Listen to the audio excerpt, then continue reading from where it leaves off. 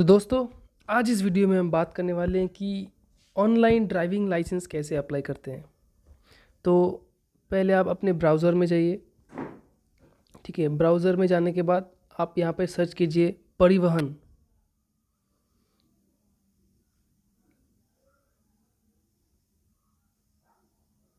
परिवहन.gov.in इस साइट पे आपको जाना है। खुलने के बाद कुछ इंटरफेस ऐसा दिख रहा होगा आपको मोबाइल पे, क्योंकि मैं मोबाइल से ही चला रहा हूँ। ठीक है, डेस्कटॉप पे भी लगभग सेम ही दिखेगा। तो आपको ड्राइवर्स एंड लर्नर लाइसेंस इस सेक्शन में जाना है। उसमें क्लिक करते ही एक दूसरा पेज ओपन हो जाएगा। उसका नाम होगा सारथी.परिवहन.gov.in। तो पेज खुलने के बाद आपको कुछ ऐसा दिखेगा। ठीक है, आपको यहाँ पे लिखा होगा सारथी।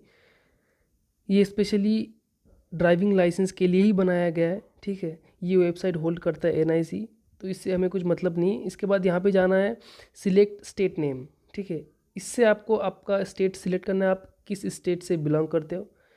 मैं वेस्ट बंगाल से बिलोंग करता हूँ, तो वेस्ट बंगाल मैंने सिलेक्ट कर दिया। उसके बाद आपको कुछ ऐसा इंटरफेस देखने को मिलेगा।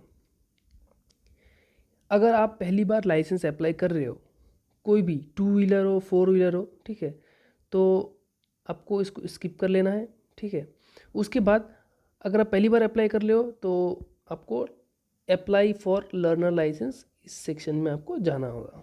ठीक है, उसके बाद आपको कुछ ऐसा दिखेगा, कंटिन्यू कर देना है।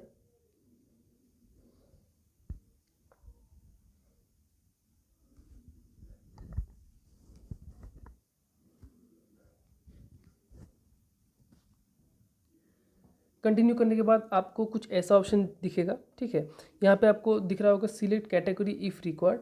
यहाँ पे कुछ कैटेगरीज दिए हुए हैं, जैसे कि डिप्लोमेट्स, फॉरेन। आपको कुछ नहीं करना है। ठीक है, आप अगर ऐसे नॉर्मल सिटीज़न हो तो आपको जनरल में ही रखना है। ठीक है, यहाँ पे आपको दिख रहा होगा जिस पे ये नीला वाला डॉट है। ठीक है, इस पे पहला वाला जो ऑप्शन है, applicants does not hold any driving और learner licence issued in India. आपके पास पहले से कोई भी ड्राइविंग लाइसेंस या लर्नर लाइसेंस नहीं होना चाहिए। ठीक है, तो वो उसी पे रहेगा एंड आपको सबमिट करना है।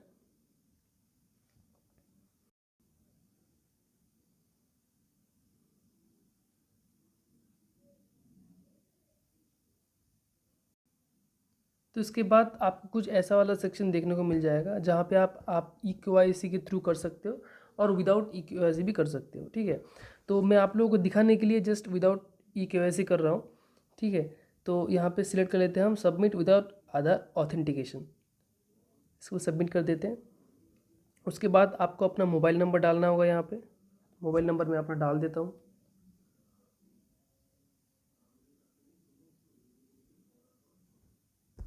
तो मेरे पास अभी एक OTP आ जाएगा।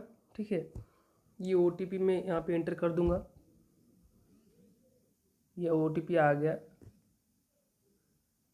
935803 935803। इसके बाद मैं ऑथेंटिकेट विद सारथी कर दूंगा। उसके बाद आपको ये पेज मिल जाएगा। यहाँ पे आप देख सकते हो। ये तो हम जो स्टेट है वो पहले से मैं सिलेक्ट कर चुका था। उसके नीचे आएगा RTO ऑफिस। RTO ऑफिस आपको सिलेक्ट करने लगा। आपको ये पता होना चाहिए कि आप कौन से RTO के अंदर, आपका मतलब आपके डिस्ट्रिक्ट में कौन सा RTO है, उसके अंडर आप आते हो। ठीक है, ये आपको खुद से पता करना होगा। तो मेरा तो सिलीगुड़ी है, WB73। और जो RTO है आपके आसपास में कोई भी किसी के पास अगर गाड़ी होगा तो उसके नंबर प्लेट देख के आपको पता चल जाएगी कौन सा RTO है। जो पहला वाला होगा उसी को देख के आप पता लगा सकते हो आराम से। तो इसको मैं सिलेक्ट कर देता हूँ। उसके बाद आपको यहाँ पे फुल नेम डालना होगा। ठीक है, उसके बाद आपको यहाँ पे रिलेशन, आप किसको डालना चाहते हो रिलेशन में, फादर को या मदर को। ठीक है, वो डालने के बाद उनका नेम यहाँ पे आपको डालना है। ठीक है, और full name as per records ये भी आपको डालना है कि आपका पूरा नाम क्या है, मतलब आधार कार्ड है या पैन कार्ड है, उस पर क्या नाम है, आपको पूरा नाम डालना है। यहाँ पे जेंडर सेलेक्ट करना है, डेट ऑफ बर्थ डालना है। ठीक है, उससे हम नीचे आते तो आपको क्वालिफिकेशन चाहिए कि आपका आप लास्ट कितने तक पढ़े हो, वो क्वालिफिकेशन आपको यहाँ पे डालना होगा। ब्लड ग्रुप मस्ट चाहिए। और मैं यहाँ पे एक बात बताना चाहता हूँ, अगर आप अभी अप्लाई करते टाइम गलती से भी इसको मतलब अननोन ही रख देते हो ना, तो बाद में जब आपका एग्ज़ाम होगा उस टाइम आपको बहुत प्रॉब्लम फेस करना पड़ेगा, क्योंकि जो मोटर व्हीकल इंस्पेक्टर होता है वो आपको पूछेगा कि आपका ब्लड ग्रुप क्या है, क्योंकि ब्लड ग्रुप के बिना तो लाइसेंस बनेगा नहीं। तो उस टाइम पे आपको बहुत प्रॉब्लम फेस करना पड़ेगा, आपका फाइल रिजेक्ट हो जाएगा, आपको फिर से अप्लाई करना पड़ेगा, ये फाइल कैंसिल करके फिर से आपका अप्लाई करना पड़ेगा। ठीक है, उसके बाद अगर आपके पास ईमेल आईडी होगा तो ईमेल आईडी यहाँ पे डाल सकते हैं आप। मोबाइल नंबर तो मैं डाल ही चुका हूँ।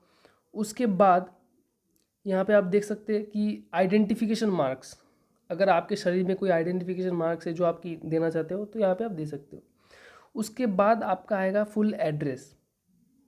ठीक है, तो फुल एड्रेस में जो है यहाँ पे आपको एक चीज़ फॉलो करना है कि आपको एड्रेस जो आपके डॉक्यूमेंट्स में है, ठीक है, किसी किसी के साथ ऐसा भी होता है कि वोटर कार्ड में एक एड्रेस है, आधार कार्ड में एक एड्रेस है, पैन कार्ड में कोई दूसरा एड्रेस, सॉरी पैन कार्ड में तो एड्रेस नहीं होता है, तो अलग अलग जगह पे अलग अलग एड्रेस है। तो आप जो चीज़ मतलब कोई भी अगर वोटर कार्ड हो या आधार कार्ड हो जो आप यूज़ करना चाहते हो एज अ एड्रेस प्रूफ, वही सेम टू सेम एड्रेस आपको यहाँ पे डालना है, कोई भी मिस्टेक किए बिना। अगर कुछ उल्टा पुल्टा हो जाता है तो बाद में जाके आपको ही प्रॉब्लम फेस करना पड़ेगा। ठीक है, जो अगर आप वोटर कार्ड का एड्रेस डालना चाहते हो तो वोटर कार्ड में जितना भी सेम टू सेम है वही डालना पड़ेगा यहाँ पे। ठीक है, अगर आधार कार्ड का डालना चाहते हो तो आधार कार्ड का सेम टू सेम आपको यहाँ पे डालना पड़ेगा। तो क्या क्या है यहाँ पे, वेस्ट एक तो स्टेट हो गया आपका, उसके बाद डिस्ट्रिक्ट हो गया, ब्लॉक आपको ठीक से डालना है, विलेज या टाउन जो भी है आपका वो ठीक ठाक से, या सिटी आपको ठीक ठाक से डालना है, डोर नंबर, स्ट्रीट, लोकेलिटी या पुलिस स्टेशन जो भी है। मतलब ऐसा नहीं कि आपको ज़बरदस्ती डालना ही है, अगर आपके वोटर कार्ड में जो एड्रेस दिया हुआ है उस पे मतलब सफिशिएंट है तो वही डालना है आपको। जहाँ पे रेड स्टार मार्क किया हुआ है वो आपको फिलअप करना ही पड़ेगा, जहाँ पे स्टार मार्क नहीं है वो आपको फिलअप नहीं करना पड़ेगा। ठीक है, आप खुला मतलब ऐसे ही ब्लैंक छोड़ सकते हो। उसके बाद पिन कोड तो आपको मस्ट डालना ही पड़ेगा। इसके बाद एक ऑप्शन आता है, आप यहाँ पे देख सकते हो कि यहाँ पे ऊपर दिया हुआ है प्रेजेंट एड्रेस, जो आपको मैंडेटरी है, डालना ही पड़ेगा। ठीक है, जो आपका प्रेजेंट एड्रेस है वही आपके लाइसेंस में प्रिंट होके आएगा। ठीक है, तो प्रेजेंट एड्रेस आपको ठीक ठाक से डालना है। ऐसा नहीं कि आप जहाँ पे रहते हो वहाँ का एड्रेस आप नहीं डाल के आपका जो गांव में जहाँ पे मैंने वोटर कार्ड या आधार कार्ड बनवाया था वहाँ का एड्रेस डाल देते हो प्रेजेंट एड्रेस में, तो आपको प्रॉब्लम हो जाएगा। और जब आपको लर्नर एग्ज़ाम के लिए ऑफिस में बुलाया जाएगा, अभी तो ऑनलाइन भी हो रहा है, लेकिन जब आपको ऑनलाइन ऑफिस में बुलाया जाएगा डीएल के टाइम, तब आपको ये प्रॉब्लम फेस करना पड़ेगा। तो प्रेजेंट एड्रेस जिस आरटीओ में आप अप्लाई कर रहे हो उस आरटीओ का ही एड्रेस आपके वोटर कार्ड या आधार कार्ड में होना चाहिए। अगर आधार कार्ड और वोटर कार्ड आपके पास नहीं है, किसी के पास नहीं होता है, कोई दूसरी जगह से किसी और जगह पे काम करने के लिए आते हैं तो उनके पास एड्रेस प्रूफ नहीं होता है उस आरटीओ का, तो वो लोग क्या कर सकते हैं कि जहाँ पे वो लोग काम कर रहे हैं वहाँ के आसपास में जो बैंक्स है वहाँ पे तो अकाउंट ऑफकोर्स खुला ही होगा। ठीक है, तो उस बैंक अकाउंट के मतलब पासबुक में जो एड्रेस दिया हुआ है उसको आप as a present address use कर सकते हो।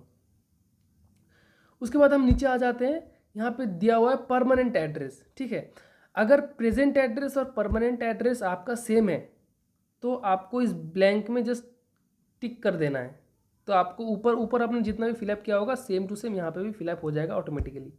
अगर आपका परमानेंट एड्रेस अलग है, आपने ऊपर बैंक पासबुक का एड्रेस डाला है और नीचे आप अपना परमानेंट एड्रेस जो आधार कार्ड या वोटर कार्ड में दिया हुआ है वो भी इधर पे डाल सकते हो आराम से, कुछ उसमें कुछ प्रॉब्लम नहीं होगा। परमानेंट एड्रेस और प्रेजेंट एड्रेस अलग अलग हो सकते हैं, उसमें कोई कुछ आपको बोलेगा नहीं, आर्गूमेंट नहीं करेगा। ठीक है, उसके बाद हम नीचे आते हैं, यहाँ पे लिखा हुआ है press and hold control key to select multiple class of vehicle, तो यहाँ पे आपको खोलना है। ठीक है, यहाँ पे बहुत सारे व्हीकल्स के कैटेगरी आपको शो हो रहा होगा, तो इसमें से आप देखिए, अगर आपको स्कूटी के लिए स्पेशली स्कूटी के लिए अप्लाई करना है तो आप यहाँ से MCWOG सिलेक्ट कर सकते हो।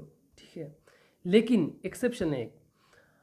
अभी मैं फ़िलहाल जहाँ पे रहता हूँ, ठीक है, सिलीगुड़ी में, वेस्ट बंगाल सिलीगुड़ी, यहाँ का जो आरटीओ है, स्पेशली ये आरटीओ जो MCWOG मतलब मोटरसाइकिल विदाउट गियर, जो सब स्कूटी वगैरह जो भी है, ये यहाँ पे नहीं बनता है।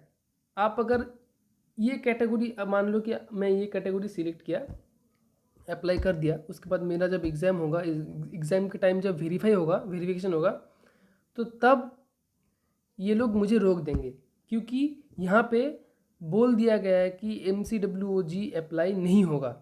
कोई अगर अप्लाई करेगा तो वो लोग काम नहीं करेंगे, ठीक है। तो स्पेशली हमको यहाँ पे MCWG ही फिलअप करना पड़ता है, क्योंकि यहाँ पे रूल कर दिया गया है कि स्कूटी या बाइक दोनों आप एक ही लाइसेंस से चला सकते हैं, आपको अलग अलग लाइसेंस लेने की ज़रूरत नहीं है, ठीक है। अगर आप दोनों ही बाई चांस सिलेक्ट कर देते हो तो भी आपको एक कैंसिल करना पड़ेगा एग्ज़ाम में जाने से पहले। तो बेहतर है कि यहाँ पे जो लोग सिलीगुड़ी में जो लोग अप्लाई कर रहे हैं वो लोग यहाँ पे टिक कर ले, बस इतना ही होगा। अगर आप एक ही साथ में 2 व्हीलर और 4 व्हीलर एक साथ में बनाना चाहते हो तो यहाँ पे लाइट मोटर व्हीकल है, इसको आपको सिलेक्ट कर देना है, ठीक है।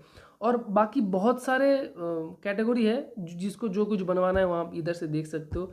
ई रिक्शा भी है, ठीक है, जो रिक्शा के लिए अप्लाई करना चाहते हैं तो वो लोग ये कर सकते हैं। तो यहाँ पे आपको सिलेक्ट कर लेना है जो भी सिलेक्ट करना है, उसके बाद आपको ये नीला वाला जो ऑप्शन है इसमें क्लिक कर देना है। इसमें क्लिक करते ही जो क्लास ऑफ व्हीकल्स आपने सिलेक्ट किया हुआ है वो नीचे यहाँ पे आ जाएगा, जीरो सिलेक्ट में इसमें आ जाएगा।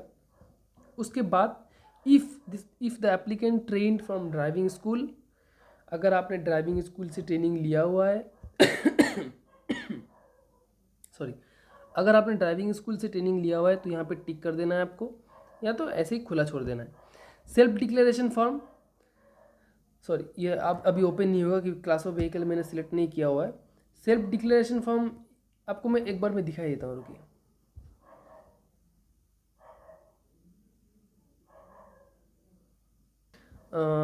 तो यहाँ पे सेल्फ डिक्लेरेशन फॉर्म आपको एक दिख रहा होगा, ये ऑनलाइन आप सेल्फ डिक्लेरेशन फॉर्म फिलअप कर सकते हो। सेल्फ डिक्लेरेशन फॉर्म में कुछ आपको टिक करना होता है, वो आप पढ़ के आप टिक कर सकते हो, फिर भी आपको मैं बता देता हूँ। No yes no no no no, ठीक है, ये आपका सिंक्रोनाइज ऐसे होगा, पहले वाला नो, उसके बाद येस, उसके बाद नो नो नो नो, ठीक है। उसके बाद यहाँ पे ऑप्शन है आप अपना ऑर्गन डोनेट, अगर बाई चांस आपका एक्सीडेंटल डेथ हो जाता है तो आपका ऑर्गन आप डोनेट करना चाहते हो कि नहीं करना चाहते हो, तो यहाँ पे येस और नो आपकी मर्ज़ी से आप सिलेक्ट कर सकते हो, ठीक है। उसके बाद ये आपको टिक करना ही है, डिक्लेरेशन देना है कि जितना भी मैंने फिलअप किया ऊपर वो सही डॉक्यूमेंट्स है और मैंने ही किया है, ठीक है। उसके बाद आपको यहाँ पे सबमिट कर देना है। सबमिट करते ही आपका जो मोबाइल नंबर है उस पर आपको एक SMS आ जाएगा कि आपका एप्लीकेशन सबमिट हो चुका है, ठीक है। तो ये हो गया प्रोसीजर ड्राइविंग लाइसेंस अप्लाई करने का। ये आप कोई भी स्टेट में बैठ के आपका जो प्रोसीजर है वो सेम ही होगा, लेकिन कुछ केस में आप RTO के ऊपर डिपेंड होता है कि वो लोग कौन सा रूल अभी उनके वहाँ पे चल रहा है, ठीक है। तो ये हो गया आपका सबमिट, ठीक है। इसके बाद जो वीडियो आएगा उसमें आपको मैं बता दूंगा कि डॉक्यूमेंट्स वगैरह कैसे अपलोड करना है, क्योंकि डॉक्यूमेंट्स वगैरह आप अगर ठीक से अपलोड नहीं करते हो तो जब आप वेरिफिकेशन के लिए आते हो तब आपको बहुत प्रॉब्लम फेस करना पड़ता है, ठीक है। तो आज की वीडियो में बस इतना ही। आई होप आपको समझ में आ गया होगा कि ड्राइविंग लाइसेंस कैसे अप्लाई करना है। ये इजी प्रोसेस है, मैं मान रहा हूँ, लेकिन आपको कुछ चीज़ें दिमाग में रख के ये अप्लाई करना है, क्योंकि बाद में जाके प्रॉब्लम फेस करने से अच्छा है कि आप जब अप्लाई कर रहे हो तभी आप ठीक ठाक से अप्लाई कर लो। तो मेरे ख्याल से आप ये वीडियो आपके लिए अच्छा रहा होगा, ठीक है, आपको समझ में आ गया होगा। अगर आपको कुछ भी डाउट रहता है इस वीडियो के बारे में या आप कुछ और भी जानना चाहते हो, ठीक, क्योंकि लर्नर लाइसेंस ऑनलाइन कैसे प्रिंट करना है, बाकी अगर अभी तक आपका लाइसेंस नहीं आया है, ठीक है, अब अगर मान लो लर्नर लाइसेंस खो गया आपका, फिर से कैसे उसको डाउनलोड करना है ऑनलाइन, जितना भी सब कुछ है इस वेबसाइट के बारे में सब मैं आपको वीडियो के ज़रिए बताता रहूँगा, ठीक है। अगर ऐसा वाला वीडियोस आपको देखना पसंद है, कुछ जाना है आपने इस वीडियो से आज, तो इस चैनल को सब्सक्राइब कीजिए और अपने दोस्तों के साथ शेयर कीजिए और ख़ुद भी काम में लाइए। ऐसा भी है कि आप खुद अपना लाइसेंस अप्लाई कर सकते हो, किसी दूसरे को आपको पकड़ने की ज़रूरत नहीं है। तो आज की इस वीडियो के लिए इतना ही। मैं मिलता हूँ आपसे मेरे नेक्स्ट वीडियो में। बाय।